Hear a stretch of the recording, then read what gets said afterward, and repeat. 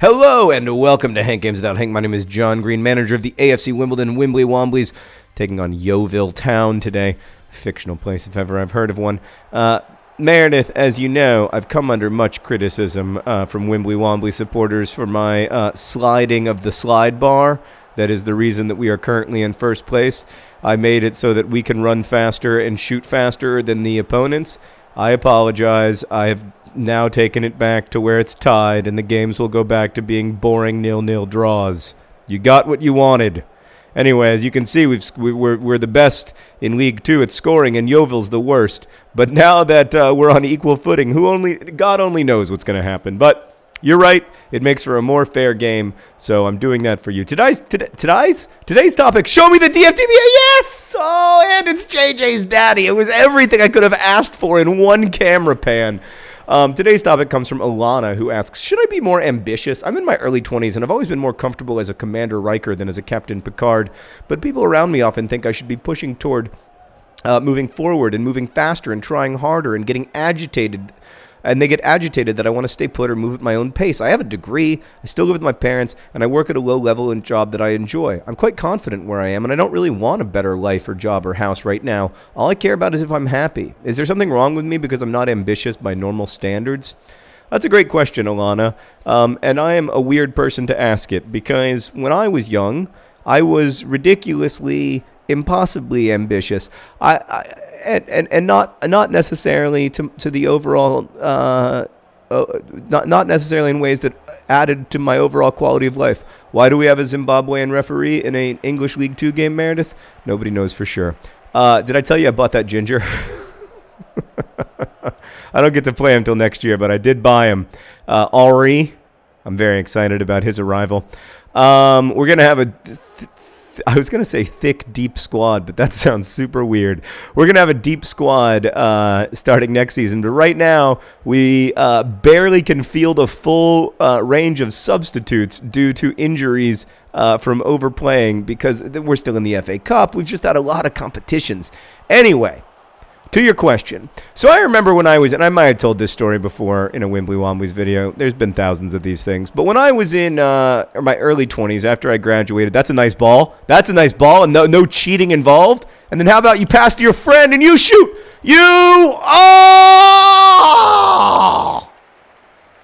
Wow. Montserrati and International Lyle Taylor, I believe that was, coming up short just by the narrowest of margins. I'd just like to point out, though, that even without the cheating bars, admittedly, we're playing Yeovil, which is the worst team in League 2 right now, but still. Right. So, not a good pass. Not a good use of the Y button. Some tired bodies out there already. I know that I use sprint too much as well. Look how I'm not using sprint right now. I had a girlfriend in the years after college, but I worked a lot. Like I worked, probably 100 hours a week between my job, which was at Booklist Magazine, and then trying to write the novel that became Looking for Alaska. And I remember her asking me, "Don't you want to be happy?" Oh God, I do want to be happy, but Bald John Green is making it impossible. Yes, you should apologize to your teammates. Good Lord, where was that going? You had the net in front of you. He's supposed to be a finisher, Meredith. I feel that I've been sold a bill of goods at the moment in refinishing. So, and I told her that I didn't care about being happy, and that I thought being happy was dumb, and that I thought being happy was for people who didn't understand the point of life, which is to be productive. That human life does not exist for you to be happy, but instead exists for you to be productive. And this is sort of like. This is actually the way that in a rational, if Adam Smith is right about capitalism, and if classical, non-behavioral, rational models of economics are right, people shouldn't value happiness. They should only value productivity, and productivity should be measured very simply by the amount of value that you create for the economy. But of course, that's ludicrous, right? Like, that isn't your value as a human being. And anyone who does seriously think that it's your value as a human being, like, I would argue that's a nice ball, isn't leading a very thoughtful life in the end. See, I'm just waiting patiently for that far post run. Nope, not good enough. I know, that was frustrating. Lyle Taylor. I share your frustration as a fellow fan of the Montserrat national team. That was very close to being a goal. Right, so like that isn't the way that I look at life now, even if it sort of was the way that I looked at life when I was younger. And the way that I would answer your question now is very different than the way that I would answer it when I was younger. Because when I was younger, I thought that there was something that I was going to get from the outside that was going to fill this void that I felt inside of me, this feeling that my life was meaningless, this feeling that I thought that, I honestly thought that if strangers liked me, if strangers cared about my work, this is a nice run from Meads. I think this is an appropriate time. Now pass to John Green. Now cut back. Now shoot. Oh! Everything about that was beautiful except for the finish. I got a corner kick out of it, though. That's something. Admittedly, we never score from corner kicks, but still, it's something. It hit the post 6 times! How is that even possible? There's a force field around the Yeovil goal. I didn't know that if you made the slide bars fair, suddenly there'd be a force field. Guys, get back. Oh, he doesn't have any juice left. Oh, no. It's a disaster. Everything worked out better than expected. Temporarily. Oh, no. Oh, God. So, what I would say now is that I guess I would encourage you not to be overly content, but I would say that the people who are trying to get you to be ambitious on their terms, oh God. Oh wow, now they've hit the post. There's a force field around both goals. The people who are trying to get you to live life in what they think of as the right way or the most productive way or the most, I'm sorry you're hurt there, buddy, the most lucrative way or whatever, I would tend to agree with you there that that you know what you want out of your life better than they do, and that there's nothing wrong. I think it's good to want to be happy. I don't think there's anything wrong with living at home. I don't think these things that the social order may say this is success or that is success, but ultimately you define the success in your life. And if I've learned anything from sliding up and down, having a bigger audience than I ever imagined, sliding up and down the world of pop culture fame and different kinds of audiences, and I've been really lucky to be able to see this stuff from multiple. That's a great move by Lyle Taylor from multiple situations. And now it's on. Why did you pass the ball, John Green? Dang it! I'm so mad. I'm substituting you out of the game. That was unbelievable. There's no way Adebayo Akinfenwa makes that decision. We also need somebody in central defense who's not absolutely tired and a 58 skill level. Will Nightingale heroically being both. Reeves, he's got nothing left. Sadly, I have no midfielders. I guess there's Bowman. No, I like Riggs in that situation. Riggsy. I don't really have a good name for Riggsy yet. Oh, that reminds me. Today is the last day you can offer up names for various characters because I'm announcing all of the names in the next not the next video, but I'm announcing all the names the next time I record. There you go. Cut back. Yes, cut, shoot. Oh, Lyle Taylor with his last kick of the game scores the opening goal. Lyle Taylor just about to be substituted out of the game. Oh, everything is beautiful and nothing hurts. I wish I knew the Montserrat national anthem, Meredith, so that I could sing it in this moment. I imagine it goes something like, oh, Montserrat. Kind of like Oh Champs-Élysées. I think it's to the same tune. Oh, Montserrat, we're an island nation likely to be inundated by climate change. I don't have the words yet. I don't have all the words, but if you got some suggestions and comments or names for people, let me know. But Lyle Taylor is always going to be Lyle Taylor to me. Some people suggested a lot of other good names for Taylor, but for me, he's a Lyle Taylor through and through. Making 3 substitutions at once, just like the pros do when they're up 1-0. So yeah, I don't buy the.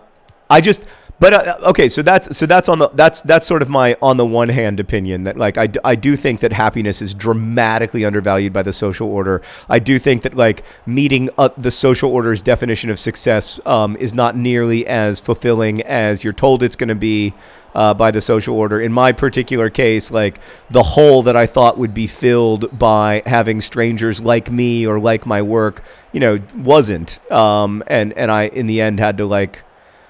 I've had to find where real fulfillment is. And for me, real fulfillment is in the relationships I have with my family and friends. And then in like the projects that I do and the collaborations that I have. So working with people I respect, working with people I like, and then making stuff with an audience that I like, whether it's Wimbly Wombly videos or Vlog Brothers or Crash Course. Like that's where the fulfillment is for me, not in, and it sounds like, what you call a low-level job is for you fulfilling because you find it fun and you like the people you work with, and I think that's okay. The only thing I'd say is like in life, I think it's good not to be too comfortable. I think it's good to be doing new things. I'm a believer.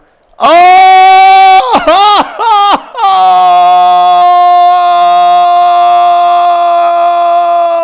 ball, John Green.